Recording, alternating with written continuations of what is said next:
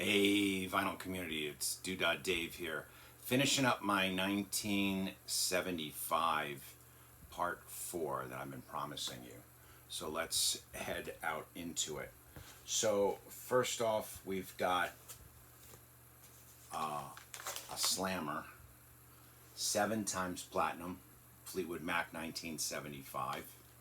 It's on the Reprise label. This is a reissue. This was a 2023. It was a 1975. Here's the band on the back cover. I kept it in the shrink. I got a hype sticker, 7 times platinum, baby. I love this album. There's a few of us out there that think this is a better album than Rumors. I know Rumors sold all the copies and everything, but it's really great.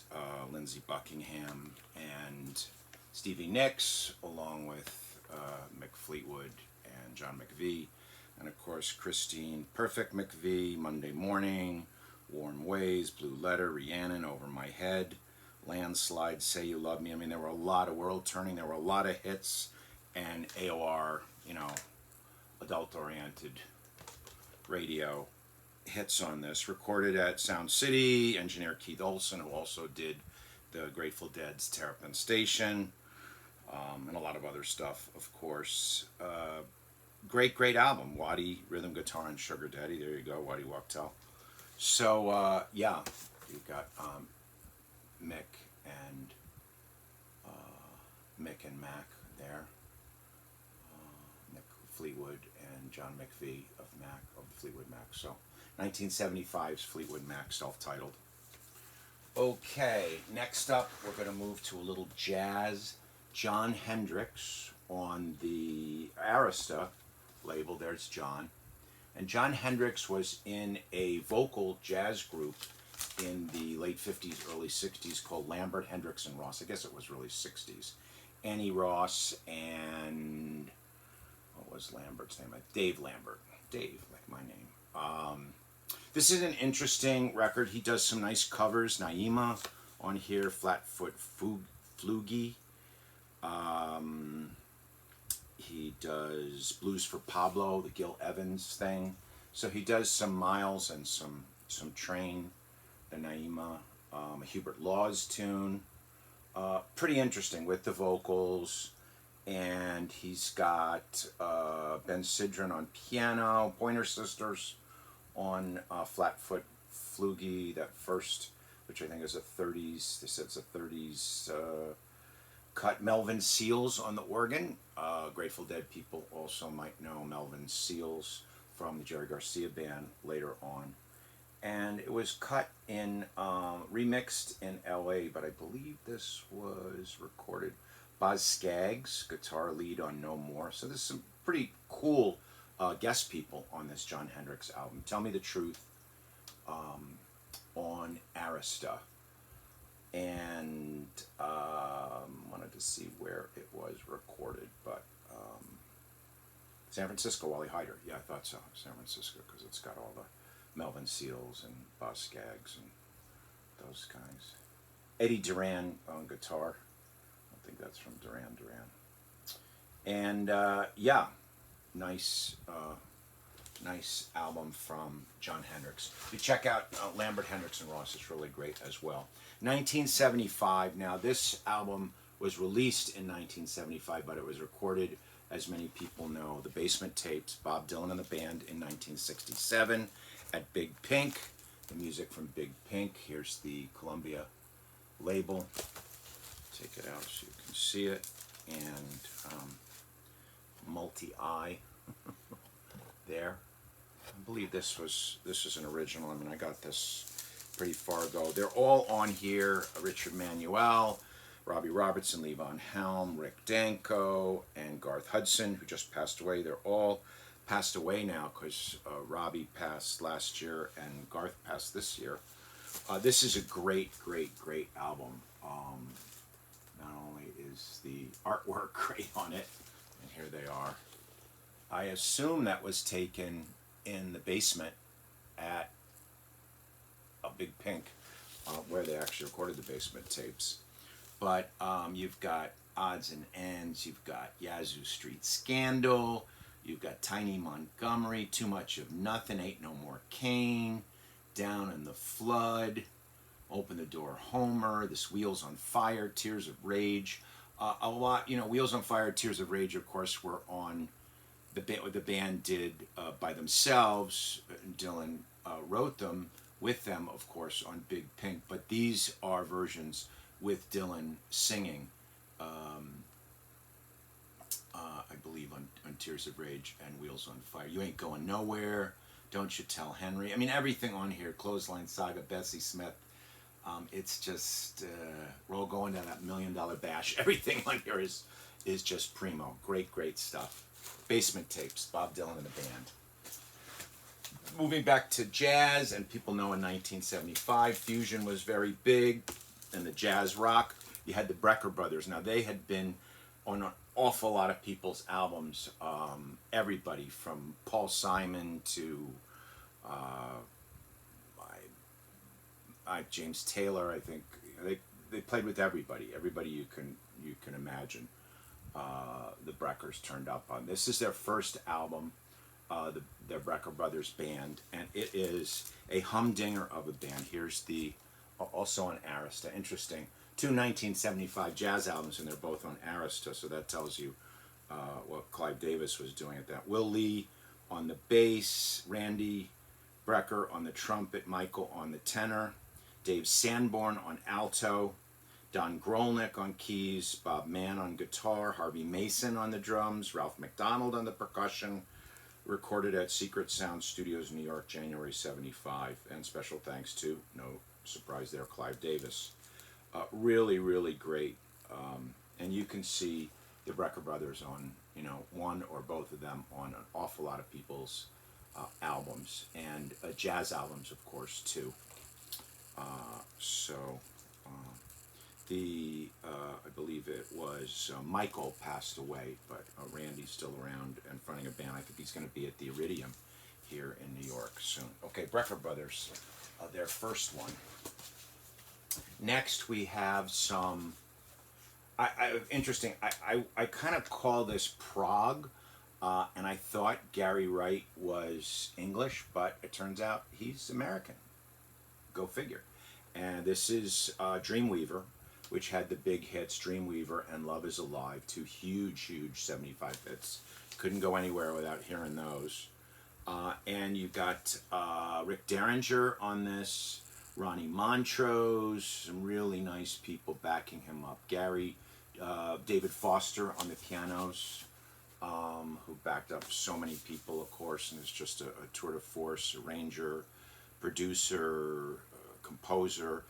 Bobby Lyle also on the keyboard. So he had Foster, Lyle, and himself on most of the keyboards. Andy Newmark and Jim Keltner on the drums. I mean, you couldn't get a better pair of mid-70s drummers. And background vocals, Lorna Wright, Betty Sweet, and David Pomerantz along with Gary. So it says, this is an album of keyboard music with the exception of drums and vocals and Ronnie Montrose's guitar and Power of Love. And the music heard and was produced by keyboard instruments. I guess this isn't the one with Derringer. It's Ronnie Montrose, so I stand corrected on that. But recorded in L.A., great album, Dreamweaver. There he is, the Dreamweaver, kind of doing a, proggy, Bowie type of thing, superhero, whatever. But he's great on this. Really, really great. Really, really great sound. Who produced this? It's mastered at the Mastering Law, written by Gary Wright, engineered, produced by Gary Wright, produced it himself. So he was in Spooky Tooth, Gary, and just great. Talking about people in bands and doing solo albums, this was one of the first, I think this was the first solo album on Nemper Records, which was the label that signed Stanley Clarke for his solo, another jazz on Nemper, which was Nemper is part of the Warner family, yeah, so it's in that Warner Electra Asylum. And this was called The First 7 Days, and it is also keyboards. Keyboards, in 75, they were exploding. since the Beatles and Paul McCartney brought the Mellotron on board in the late 60s. By 75, it was really, really keyboards and the synthesizers. I mean, Hammer on this plays piano, electric piano, Moog synthesizer, Oberheim synthesizer, digital sequencer, drums, percussion, Freeman string synthesizer, Mellotron, there it is. He's got a conga player on one song, and Steve Kindler on violin also played with the Mahavishnu Orchestra. We're going to see he was on that as well. So, Jan kept his ties to Mahavishnu, and then later, of course, played with Jeff Beck. So, and then you had the Miami Vice soundtrack that he did. Really nice, beautiful artwork, right? 7 days. And he did an album with Jerry Goodman from Mahavishnu Orchestra called Like Children as well, that I would like to get on vinyl. So that's on Nemper. See on Nemper, the first 7 days, which was sort of trying to do a biblical thing. The first, which is good, I guess, for Easter weekend, Passover. Happy Passover and happy Easter to all who celebrate. Next up, 1975, Joni Mitchell was going strong, also writing the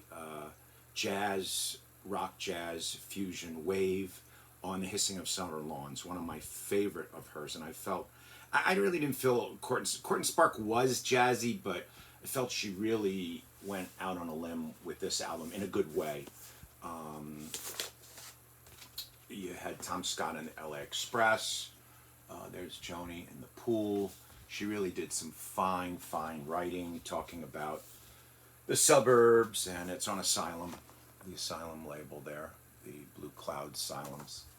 And who'd you have on this? James Taylor, Robin Ford, Jeff Baxter, Jeff's from David Crosby, Graham Nash doing background vocals, John Guerin on drums, who I believe she was dating at this time, the drummer from the LA Express, Max Bennett on bass, which pretty much the LA Express backing her up on that, Edith and the Kingpin, Don't Interrupt the Sorrow, Boho Dance, Shadows and Light, Harry's House. She does a song on here, interesting, because we did the John Hendricks called Centerpiece. Centerpiece was done by Lambert, Hendricks, and Ross. And then also Twisted, which is on the Court and Spark album. So she kind of liked Lambert, Hendricks, and Ross. This has, Geffen all over it as well.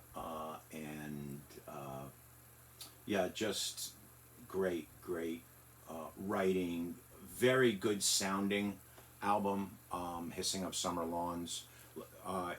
One song kind of Don't Interrupt the Sorrow, one goes into another. There's some really nice percussion, like on the Jungle Line. She talks about painters like Rousseau, shades of Scarlet Conquering. It's kind of about the South, and Sweet Bird. Yeah, it's just fantastic. Who else? Bud Shank is on here. There's a great West Coast sax player, sax and flute. Again, James Taylor, John Guerin, Victor Feldman, Chuck Finley, Robin Ford on guitar, Larry Carlton on guitar. So a lot of the jazz guys, the jazz studio guys that would play with Steely Dan were also playing with her. Remember, this is 75, so this is before Asia. This is before Gaucho. She was really cutting edge for a rock person to have these kind of people doing her work. But that is the quality of Joe Sample on electric piano, Larry Carlton again. So she had Wilton Felder. So she has most three players from the Crusaders backing her up on this. So you get the idea. Wonderful album. I love it. In France, They Kiss on Main Street was one of the singles from it. Hissing of Summer Lawns, highly recommended. Great Joni. Across the pond, we have a band who had been out there for quite a while now. By 75, they'd been, the first two album came out, 65? So 10 years of The Who, right? 64, 65. So this is Who by the Numbers. This is a by the numbers with that Entwistle had done. And I think this is a great album. It has some wonderful dreaming From the Waist is a great. Pete Townsend, Squeezebox and Slip Kid were the hits from this.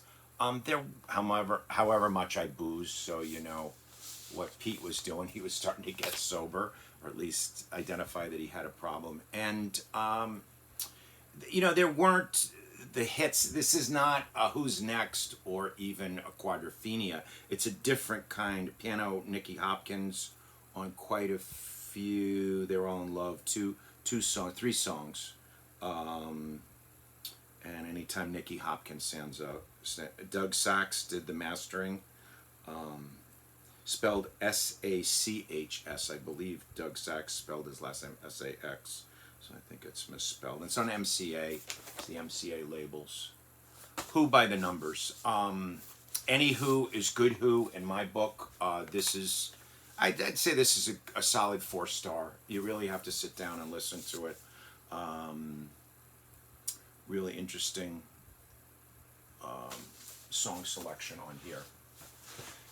Talking about writing and solo, Robert Hunter in the break. The Grateful Dead took their break in '74 after the Winterland shows in October, and the guys all did solo albums. Ace did Kingfish, and Garcia did Compliments of Oriati was doing Reflections, and Keith and Donna did an album, and Mickey did Diga, and Phil did the Sea Stones that we talked about. This was Robert Hunter's contribution, the '75 one. He'd done Tales of the Great Rum Runners that we also talked about in I believe in '74. This was '75. Tiger Rose, great Kelly Mouse cover there, and songs on here: Tiger Rose, Wild Bill, Dance a Hole, One Thing to Try, Last Flash of Rock and Roll is really fun, Yellow Moon, Ariel, Cruel White Water. This is a more rocking song, where the first album, Tales of the Great Rum Runners, was more kind of ballads and not quite sea shanties, but more acoustic-y ballads with some electric. This is more rock and roll-y. And you got Dave Torbert on bass from the New Riders. Jerry, of course, plays all over this. You got Grissman on mandolin, so there is, you know, acoustic-y stuff. Freiberg on bass from Quicksilver. You've got Donna Jean, I mentioned, singing background. I'm recording, babe. I'm recording my tape right now. And you've got, what else? Hart on percussion, Mickey Hart. And you've got a drummer named B.D. Schott playing drums also with him. And yeah, really good album. Really good album. Okay, moving right along. Venus and Mars is Paul McCartney and Wings. This was their '75. This came out right before the big album, The Wings Over America, and the big tour in '76. A great rock show. Magneto and Titanium, The Medicine Jar.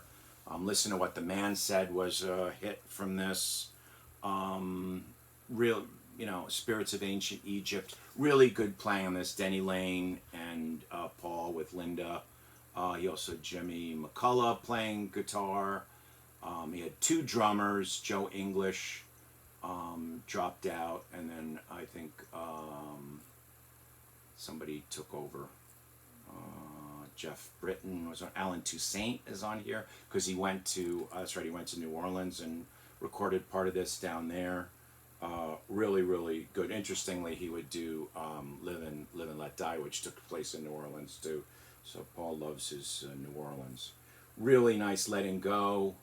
You gave me the answer. Call Me Back Again.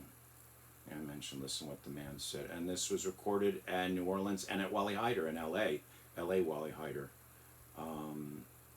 Very rock on, lovers everywhere. Tom Scott is on this. We mentioned Tom Scott in the L.A. Express. Dave Mason is on here. And really good people. Very nice. Here's the band, Wings, Out in the Desert. did, I believe this was this Hypnosis that did this cover? Yes, Centerfold Po Hypnosis, location Northern California. And they did their thing with the pool balls. And here's the album. I didn't pull it out. Here's the sleeve, really cool sleeve from that. And there was a poster. And show you the poster.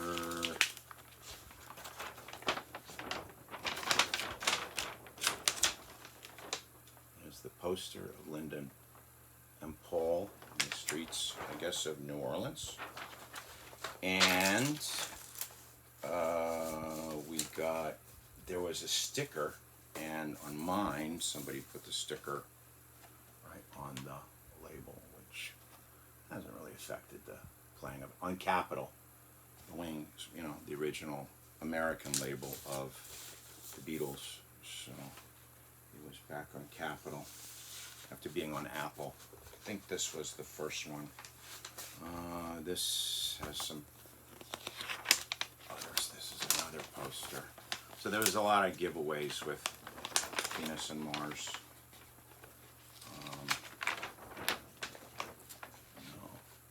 Kind of a black and whitey thing of the band. Different, doing their thing. All right, moving right along. We're moving back to jazz and fusion. We have the Mahavishnu Orchestra and the Visions of the Emerald Beyond. I saw this tour at Avery Fisher Hall with Jeff Beck. Surprisingly enough, I was a really big Mahavishnu fan, and Beck had just kind of embraced jazz fusion, so I didn't know how it was going to go, but Beck was amazing. On the Columbia. This is Visions of the Emerald Beyond. Beautiful artwork on the cover there.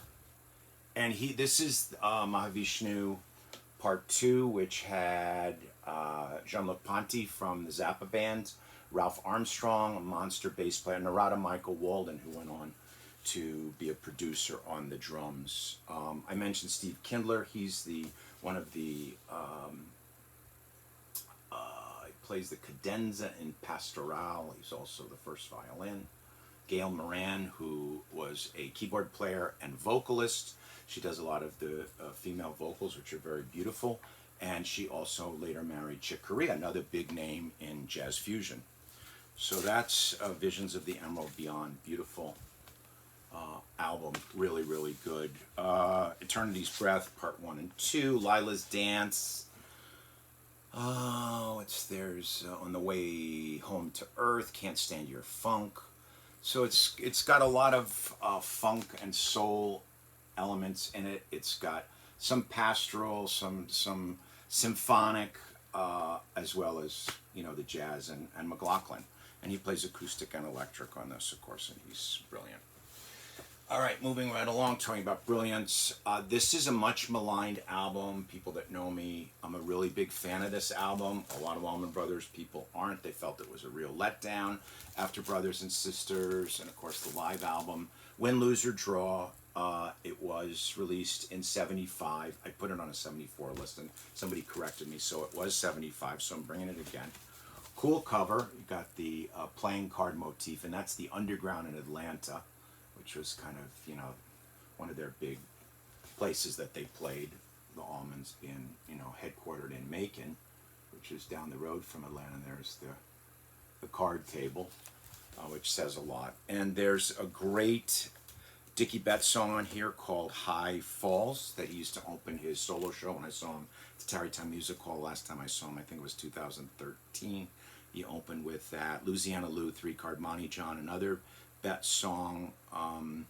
Opens with a Muddy Waters song, Can't Lose What You Never Had. So there's, blues covers. Sweet Mama is Betts also. So Betts was all over this. Greg was a little, when he had the Win, Lose, or Draw, which was his big ballad on this. But it's worth it. I mean, I'd say it's a 3.5-star album, all right? It is, but it's Allman Brothers. It's got some cool stuff on it. It jams, and, it's every song, you know, Midnight Rider, Revival. No, Whipping Post. No, no, no. Every Hungry Woman. It's not that. This is another period in the band. But you got Chuck Leavell on the keys.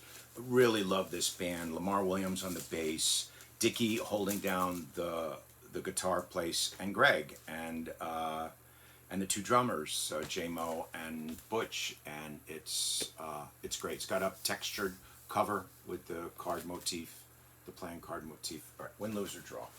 Enough about that. Moving on. Also in '75, these two guys, Mr. David Crosby, Mr. Graham Nash, got together as Neil went off on his own and Steven was doing his thing with his bands. They came out with this album, Wind on the Water, which I think was their second album, I believe. Carry Me, Take the Money and Run was kind of a minor hit for them on this. Cowboy of Dreams is great. Homeward Through the Haze is fantastic, Crosby song. To the Last Whale, it's all right. It's, you know, environmental '75 stuff on the ABC label. Here's Graham and David in concert, and they toured a lot together, and they sound great together. And it's a great, great album. And it's all of the usual suspects, Russ Kunkel and Lee Sklar and all those people, Greg Durge and Taylor, James Taylor again, and I mentioned Tim Drummond. I think some Eagles are on here, aren't they, on this one? Danny Cooch, David Lindley. You got great, great side people. You know, I really like reading the liner notes and seeing who's collaborating on the album with them. I mean, what would Kind of Blue be without, you know, Bill Evans and Wynton Kelly and Paul Chambers and those guys, right? And Train and Cannonball, of course. So you look, Carol, here's the song. Look, here's the song. What's the song? Homeward Through the Haze, I mentioned, the Crosby song. So you got Russ Kunkel on drums. You got Leland Sklar on bass. You got Craig Durge on electric piano. These guys played with Taylor. They played with King. They played with Jackson. They played with Crosby and Nash, are just premier guys in the studio. And they went out on the road as well. Carole King on acoustic piano, Danny Cooch on electric guitar, David Crosby on electric guitar, Carole King on additional vocals, Graham Nash on organ, David Crosby, Graham Nash vocals, and Carole King on other harmonies. So, you know, I repeated a lot of it. Here's in Field Worker, Lee Von Helm from the band we just saw and talked about, plays drums. So the people on this band, Keith from who played with Neil, I know a lot, down in you know, on his albums when he cut stuff down in Nashville and sometimes in LA. A great, great album, Wind on the Water. I didn't mention the title of it. Terrific. On ABC. They didn't do this on Geffen. And I think it was recorded, Stephen Barncard's, engineered by Stephen Barncard. He's a San Francisco guy. So I think this was done up recorded at Rudy Records, San Francisco, Sound Labs, and Village Recorder, Los Angeles. So they were going back and forth between LA and San Francisco. You can kind of tell these guys, you know, they were very tight with the Dead and Quicksilver and those guys, and the Airplane. So you can kind of hear that. Okay, speaking of San Francisco, you don't get more San Francisco than Hot Tuna on the Grunt label, which was this is Yellow Fever, 1975. They put out 2 albums, Hot Tuna, Yorma, Jack, and Bob Steeler. First came America's Choice and then Yellow Fever. Here's the band. It's Bob Steeler, Yorma Kalkinen, and Jack Cassidy on bass. And you've got the 2 standouts on this album to me are Barroom Crystal Ball and Sunrise Dance with the Devil. But it's got the Jimmy Reed song, Baby What You Want Me to Do. Hot Jelly Roll Blues is great. Halftime Saturation and Surface Tension are kind of like stretched out, you know, Hot Tuna, electric Hot Tuna jams. Great, great stuff. Hot Tuna, Yellow Fever. Can't go wrong with the tuna. People who know me know I'm a big tuna fan. All right, and that wraps it up that's 1975. We're done. We'll be back at you. Please like, please subscribe to my channel. I would appreciate that. I'm trying to build it, trying to do videos a little bit more consistently. If there's something that you want to see me do, shout out to Vinyl Latte because he suggested 1975. I really appreciate it. And to all my peeps out there in the VC community, there's so many. The Vinyl Den's doing great stuff, and Mazzy, Steve Westman, I watch all of them, and George Borden, he's on the Steve Westman roundtable. If you know